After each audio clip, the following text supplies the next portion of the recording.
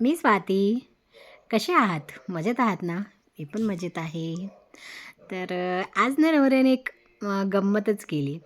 मला म्हणतो की "स्वाती, बाहेर येऊन बघ, मी तुझ्यासाठी काय आणलं आहे." जाऊन बघतं तर काय, शॉक. तर आता तुम्हाला पण बघायचंच असेल की त्याने असं काय केलं होतं, की त्याच्यासाठी तुम्हाला ना हा व्हिडिओ शेवटपर्यंत बघावा लागेल. त्याच्यानंतर तुम्हाला पण कळेल की त्यांनी काय केलं म्हणून. तर इकडे मी आज सकाळी-सकाळी माझ्यासाठी बनवला होता नाश्ता. नाश्त्यामध्ये बनवला होता उपमा. उपमा एवढा छान सॉफ्ट आणि एवढा मस्त झाला होता ना, खूपच छान.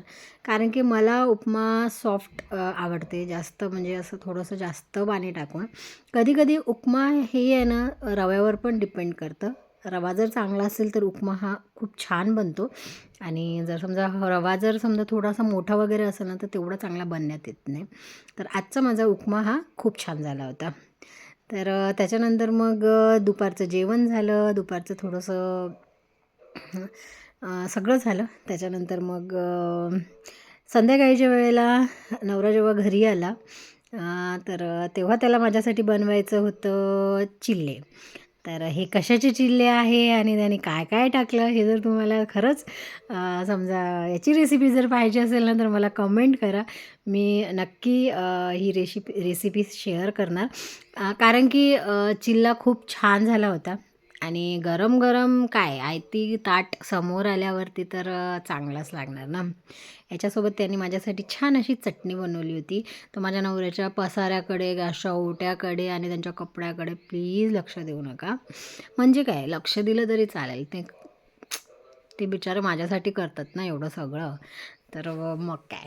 तर त्याच्यानंतर मग त्यांनी मला मस्त जेव्हा ताव्यावरचा पहिला चिल्ला झाला ना, गरम-गरम असा सॉफ्ट-सॉफ्ट खूप छान असा त्यांनी सगळ्यात पहिले मला आणून दिला. मग मी ते खाल्लं आणि मग मी आता तुम्हाला सांगते हे कसा झाला आहे.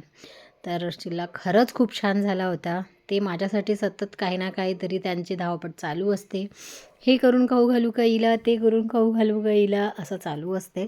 त्यांच्या रेसिपीज खूप छान असतात. तुम्हाला जर पाहिजे असतील तर मला नक्की सांगा. मी पूर्ण शेअर करत जाईल. जेवढं माझ्याने शूट करणं होते मी तेवढंच इकडे शूट करते आणि तेवढंच मग मी तुम्हाला दाखवण्याचा प्रयत्न करते. पण तुम्हाला जर समजा माझी थोडे पण जर व्हिडिओ आवडत असेल ना, तर नक्कीच व्हिडिओला लाईक करा, शेअर करा. चॅनलवरती जर आपल्या या नवीन असाल तर नक्की सबस्क्राईब पण करा. आणि आता मी माझं झालं आहे. तर आत्ता बघा की नवऱ्याने काय केलं आहे माझ्यासाठी. मी त्याला सांगत होती की मला थंडी लागत आहे. मग काय थंडी लागत आहे म्हटल्याबरोबर आणली त्याने बकेट आणि घरातच पेटवली. आणि मी ना हे बघून एकदम शॉक झाले. मी बघते काय घरामध्ये उजेड कसला येत आहे एवढा. तर बघते तर काय मला म्हणते, "ये, ये इकडे येऊन बघ, बघ मी काय केलं आहे." आणि येऊन बघितल्यावर काय घरामध्ये शेकोटी केली. म्हणजे असं पण त्याचा काहीतरी प्रयत्न चालू असतो करण्याचा. कारण की खूप प्रेम करतात यार. तर मग हे सगळं चालू असतं. तर मग त्याच्यानंतर आजसाठी इतकंच. तुम्हाला कसा वाटला व्हिडिओ मला नक्की सांगा. आवडला तर नक्की लाईक करा, शेअर करा. चॅनलवरती नवीन असाल तर सबस्क्राईब पण करा. बाय.